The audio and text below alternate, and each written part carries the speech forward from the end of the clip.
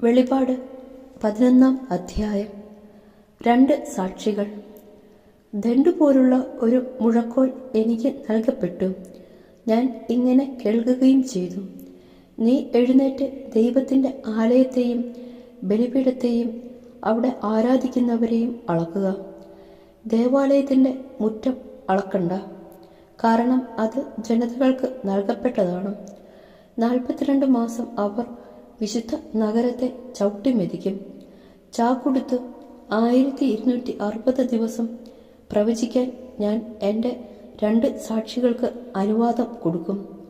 അവർ ഭൂമിയുടെ നാഥൻ്റെ മുമ്പിൽ നിൽക്കുന്ന 2 ഒലിവു മരങ്ങളും 2 ദീപപീഠങ്ങളും ആണ്. ആരെങ്കിലും അവരെ ഉപദ്രവിക്കാൻ ഇച്ഛിച്ചാൽ അവരുടെ വായിൽ നിന്ന് അഗ്നി പുറപ്പെട്ട് ശത്രുക്കളെ ദഹിപ്പിച്ചു കളയും. അവരെ ഉപദ്രവിക്കാൻ പുറപ്പെടുന്നവർ ഇങ്ങനെ കൊല്ലപ്പെടണം. തങ്ങളുടെ പ്രവചന ദിവസങ്ങളിൽ മഴ പെയ്യാതിരിക്കാൻ വേണ്ടി ആകാശം അടയ്ക്കാനുള്ള അധികാരം അവർക്കുണ്ട്.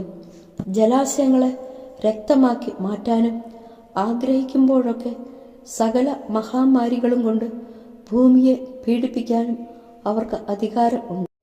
അവർ തങ്ങളുടെ സാക്ഷ്യം നിറവേറ്റിക്കഴിയുമ്പോൾ പാതാളത്തിൽ നിന്ന് കയറി വരുന്ന മൃഗം അവരോട് യുദ്ധം ചെയ്ത് അവരെ കീഴടക്കി കൊല്ലും. സോദോം എന്നും ഈജിപ്ത് എന്നും പ്രതീകാർത്ഥത്തിൽ വിളിക്കുന്ന മഹാനഗരത്തിൻ്റെ തെരുവിൽ അവരുടെ മൃതദേഹം കിടക്കും. അവിടെ വെച്ചാണ് അവരുടെ നാഥൻ ക്രൂശിക്കപ്പെട്ടത്.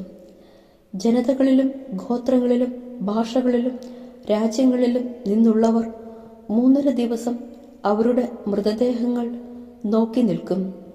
മൃതദേഹങ്ങൾ സംസ്കരിക്കാൻ അവർ അനുവദിക്കുകയില്ല. ഭൂവാസികൾ അവരെക്കുറിച്ച് സന്തോഷിക്കും. ആഹ്ലാദം പ്രകടിപ്പിച്ച് അവർ അന്യോന്യം സമ്മാനങ്ങൾ കൈമാറും. കാരണം ഇവരാണ് ഭൂമിയിൽ വസിക്കുന്നവരെ പീഡിപ്പിച്ചിരുന്ന 2 പ്രവാചകന്മാർ. 3.5 ദിവസത്തിന് ശേഷം ദൈവത്തിൽ നിന്നുള്ള ജീവാത്മാവ് അവരിൽ പ്രവേശിച്ചു. അവർ എഴുന്നേറ്റ് നിന്നു. അവരെ നോക്കി നിന്നവർ വല്ലാതെ ഭയപ്പെട്ടു. സ്വർഗത്തിൽ നിന്ന് വലിയ ഒരു സ്വരം തങ്ങളോട് ഇങ്ങനെ പറയുന്നത് അവർ കേട്ടു: ഇങ്ങോട്ട് കയറി വരുവിൻ.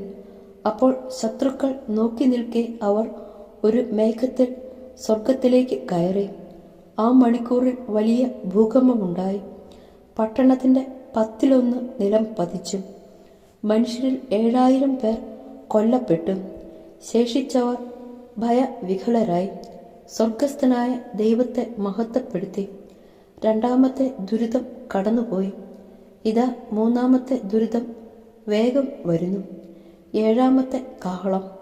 7-ാമത്തെ ദൂതൻ കാഹളം മുഴക്കി. അപ്പോൾ സ്വർഗത്തിൽ വലിയ സ്വരങ്ങളുണ്ടായി: ലോകത്തിൻ്റെ ഭരണാധികാരം നമ്മുടെ കർത്താവിൻ്റേതും അവിടുത്തെ അഭിഷക്തിൻ്റേതും ആയിരിക്കുന്നു. അവിടുന്ന് എന്നേക്കും ഭരിക്കും. അപ്പോൾ ദൈവസന്നിധിയിൽ സിംഹാസനങ്ങളിലിരിക്കുന്ന 24 ശ്രേഷ്ഠന്മാരും സാഷ്ടാംഗം പ്രണമിച്ചു. അവർ ദൈവത്തെ ആരാധിച്ചുകൊണ്ട് പറഞ്ഞു: ആയിരുന്നവനും ആയിരിക്കുന്നവനും സർവശക്തനും ദൈവവുമായ കർത്താവെ, അങ്ങേക്ക് ഞങ്ങൾ നന്ദി പറയുന്നു. എന്തെന്നാൽ അങ്ങ് വലിയ ശക്തി പ്രയോഗിക്കാനും ഭരിക്കാനും തുടങ്ങിയല്ലോ. ജനതകൾ രോഷാകുലരായി. അങ്ങയുടെ ക്രോധം സമാഗതമായി. മരിച്ചവരെ വിധിക്കാനും അങ്ങയുടെ ദാസരായ പ്രവാചകന്മാർക്കും വിശുദ്ധർക്കും അങ്ങയുടെ നാമത്തെ ഭയപ്പെടുന്ന ചെറിയവർക്കും വലിയവർക്കും പ്രതിഫലം നൽകാനും ഭൂമിയെ നശിപ്പിക്കുന്നവരെ ഉന്മൂലനം ചെയ്യാനുമുള്ള സമയവും സമാഗതമായി. അപ്പോൾ സ്വർഗത്തിൽ ദൈവത്തിൻ്റെ ആലയം തുറക്കപ്പെട്ടു.